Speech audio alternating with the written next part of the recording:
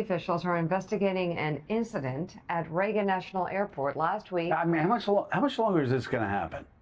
Why do they keep having military aircraft fly across the airspace at the busiest airport in America? There's a lot going on. 2 passenger jets were forced to abort their landings because of the military helicopter that was flying nearby. Helicopter traffic has been restricted in the area since that deadly mid-air collision in January. Meanwhile, Newark Airport continues to see extreme delays because of air traffic controller shortages. Joining us now from Reagan National Airport, NBC News senior correspondent Tom Costello. Hey, Tom, thank you so much for being with us. Before we get to Newark, let's talk about DCA, an airport that we all fly in and out of an awful lot. Yeah. Of course, the tragic news coming in January with the crash, but then, you know, we get a report a couple weeks later of military jets flying through the airspace. It's happening again. They had to abort a couple of landings. At what point do they completely ban military traffic from around the nation's busiest airport? Well, that is precisely why you got the Secretary of Transportation, Sean Duffy, who is, of course, a Trump appointee, furious at the military, at the Department or at the Pentagon, rather, for having these military chopper flights flying and apparently deviating from their flight paths so close to Reagan National Airport here. So this happened on Thursday, and then now we've got the NTSB investigating, the FAA investigating, members of Congress who are furious, and they want to see some answers. Yeah, that's the chopper right there, and the problem is it flew over the helipad, and it got very close to the, as you know, when you come into Reagan to land, you come down the river, right? That's the path. And this chopper got very close to the river. One of the controllers here wasn't comfortable with that at all. She waved off 2 passenger flights. And by the way, that controller is really being heralded as doing exactly what she should have done, immediately acting.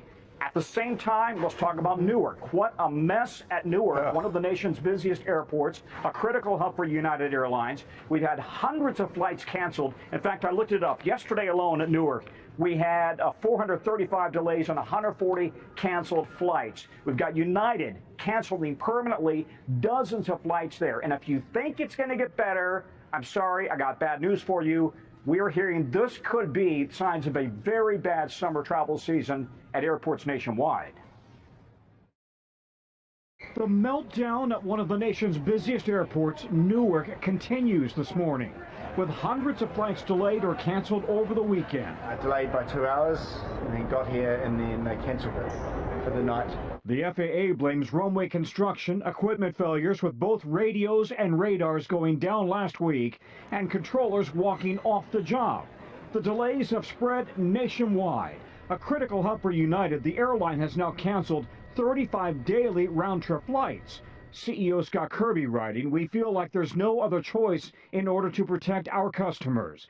The Transportation Secretary warning it could be a rough summer ahead nationwide. And so what we're seeing here at the Philly TRACON, that actually can be what's going to happen across the country.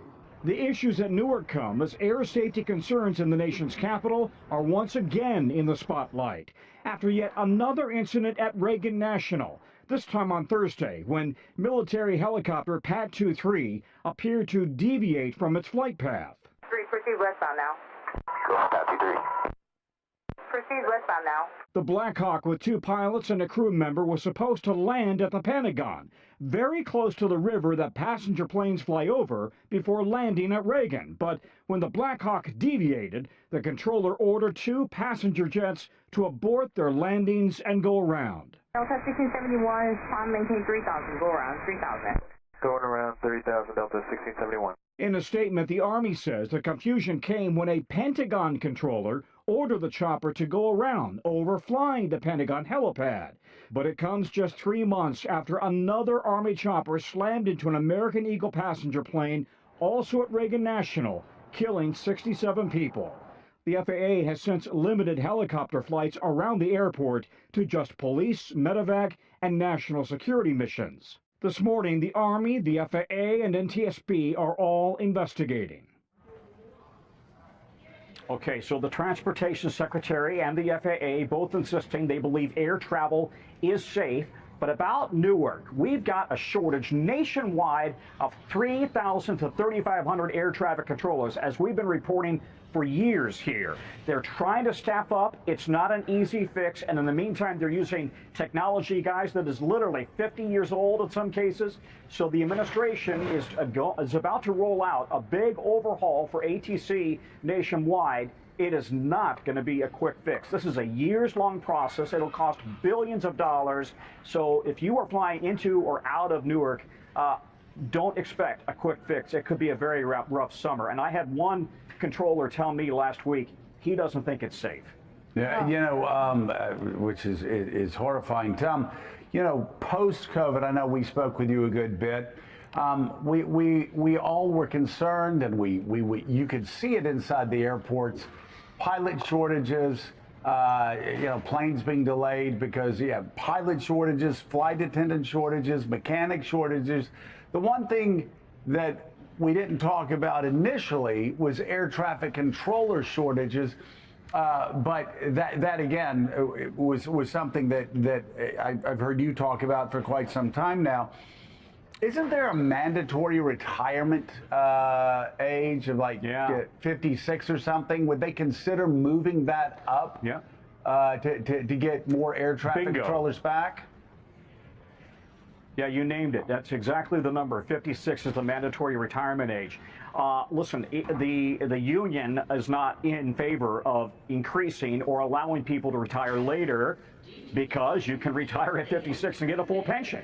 But what right now the Department of Transportation is working on is a plan to discourage people from retiring before 56. In other words, if you've got your 30 years in and you're 54, 53, they don't want you walking off the job and taking a pension. They're trying to give people a bonus and incentive to stay until they're 56 to keep people on the job. But listen, is that going to be enough to, you know, discourage people from taking early retirement where you can take a full pension and you don't have the stress and the pressure of the tower?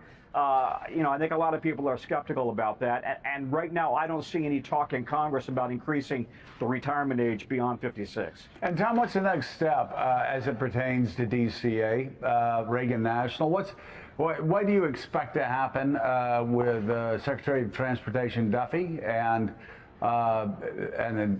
the military? This obviously, we've heard on the Hill people getting very angry about this continuing to happen. Yeah.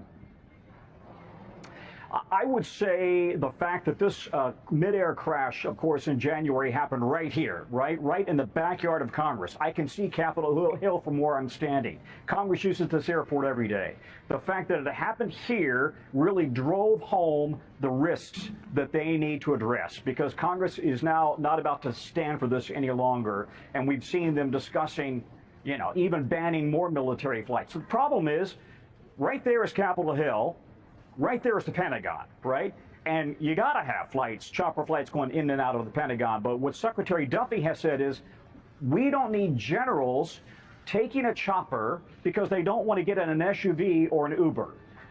That's his words, not mine. So is that going to lead even more pressure on the military following this incident on Thursday to really restrict the traffic and the chopper traffic in and around the Pentagon?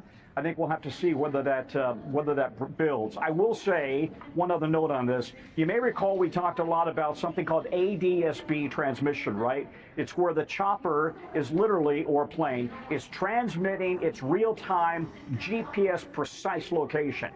During the mid-air crash in January, that chopper had it off. Why? Because it was practicing the national security type of flight. So now the FAA has ordered them all to have the ADSB transmitter on.